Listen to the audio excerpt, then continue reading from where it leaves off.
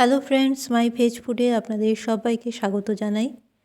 আজকে আপনাদের সাথে শেয়ার করব বাঁধাকপির একটি দারুণ রেসিপি। যে কোনো নিরামিষের দিনে তৈরি করে খেতে পারবেন। আর যারা নিরামিষ খেতে পছন্দ করেন তাদের তো দারুণ লাগবে।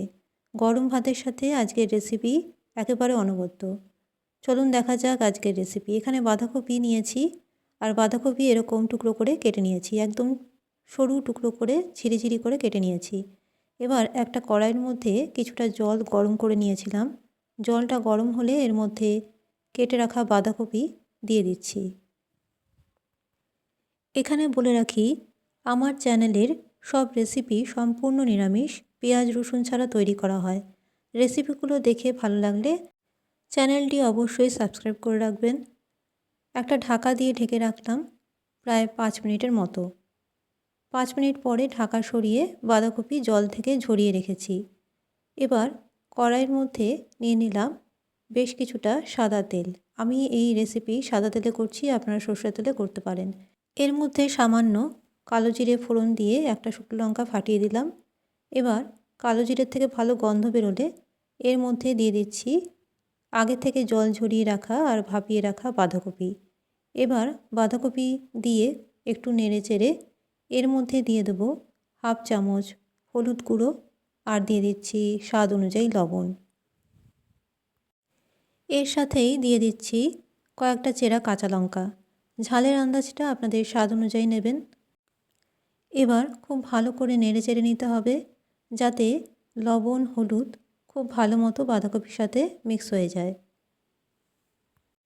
আমার চ্যানেলে বাঁধাকপি বা ফুলকপির অনেক রেসিপি আছে, তাই যদি আরও অনেক রেসিপি দেখতে হয় চ্যানেলটি অবশ্যই সাবস্ক্রাইব করে রাখতে পারেন।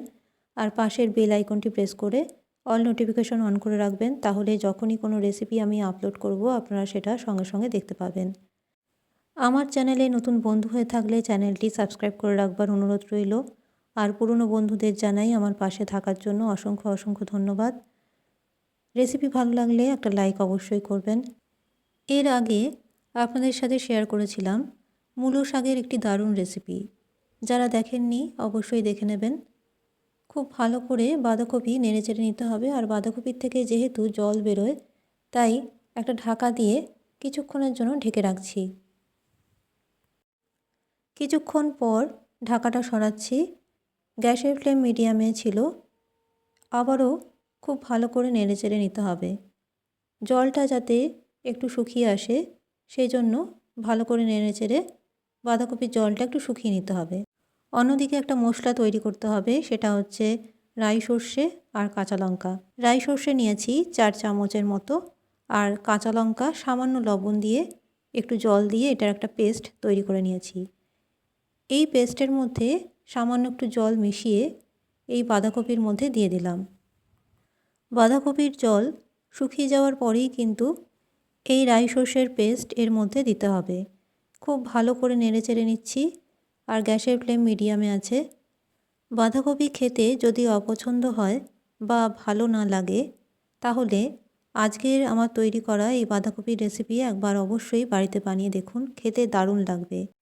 একটা ঢাকা দিয়ে ঢেকে রাখছি প্রায় 2 থেকে 3 মিনিটের মতো। 2 থেকে 3 মিনিট হওয়ার পরেও দেখুন ঢাকাটা সরালাম, আরও কিছুটা কিন্তু বাঁধাকপির থেকে জল বেরিয়েছে। তাই আবারও খুব ভালো করে নেড়েচেড়ে এই জলটা শুকিয়ে নিতে হবে। আর যেহেতু রাই সর্ষে দেওয়া আছে তাই এটা খুব ভালো করে শুকনো শুকনো করে নিতে হবে। এবার এর মধ্যে দিয়ে দেব চিনি। মিষ্টির আন্দাজটা আপনাদের স্বাদ অনুযায়ী দেবেন, তবে আমি এখানে কিন্তু 2 থেকে আড়াই চামচের মতো চিনি ব্যবহার করছি। চিনি দিয়ে খুব ভালো মতো নেড়েচেড়ে নিতে হবে, আর গ্যাসের ফ্লেম মিডিয়ামে রেখে বাঁধাকপি খুব ভালো মতো শুকিয়ে নিতে হবে। বাঁধাকপির থেকে যেহেতু জল বেরোয় তাই 1-2 বার ঢাকা দিয়ে ঢাকা সরিয়ে এইরকমভাবে কিন্তু এই রেসিপি তৈরি করে নিতে হবে, তাই একটু সময় লাগতে পারে। একটা ঢাকা দিয়ে আবারও ঢেকে রাখলাম। কিছুক্ষণ পর ঢাকাটা সরিয়েছি। আবারও ভালো মতো নেড়েচেড়ে নিতে হবে, একদম শুকনো শুকনো করে নিতে হবে। তবে বাঁধাকপির আজকের এই রেসিপি যদি একবার খেয়ে দেখেন গরম ভাতের সাথে, বারবার বানানোর ইচ্ছে হবে, কারণ এতটাই সুস্বাদু হয়। জলটা একটু শুকিয়ে যাওয়ার পরে এর ওপর থেকে দিয়ে দিলাম বেশ কিছুটা ধনেপাতা কুচি। ধনেপাতাটা অবশ্যই দেবেন। এবার আবারও কিছুক্ষণ নেড়েচেড়ে একদম শুকিয়ে যাওয়ার পর এটা কড়াই থেকে নামিয়ে রাখতে হবে।